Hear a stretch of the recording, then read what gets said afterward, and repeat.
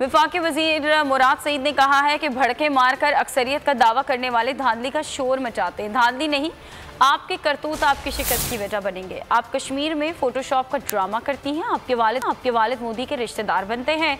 Forward Kahuta Azad Kashmir में जलसे से खिताब में उन्होंने कहा कि पर्ची शहजादा कश्मीर में तकरीरें करने आया था। कराची में बारिश के बाद हम जब तबाही पर तनकीद करते हैं तो पर्ची शहजादा कहता है कि बारिश होती है तो पानी आता है। कप्तान ने अमेरिका को अड्डे देने से इनकार किया तो पर्ची शहजादा अमेरिका जा पहुंचा। इन्हीं के दौर में पाकिस्तान पर ड्रोन हमलों की बारिश होती थी। कश्मीर का मुकदमा सिर्फ इमरान खान ने लड़ा है।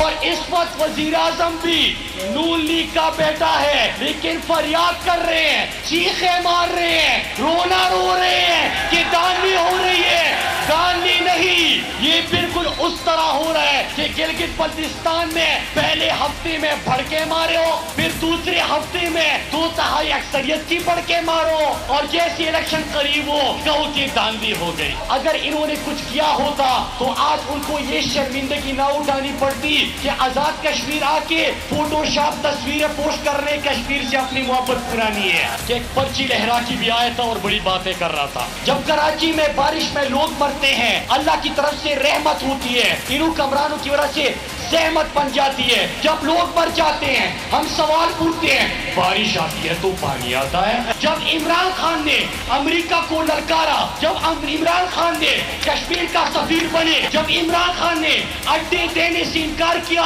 तो सुनिए, इधर आजाद कश्मीर से 9 तो 11 हो गया, अमेरिका पहुंच गया। क्यों? आपको पता है कि 469 ड्रोन हमले इनके दौरे हुकूमत में हुए थे पाकिस्तान के ऊपर।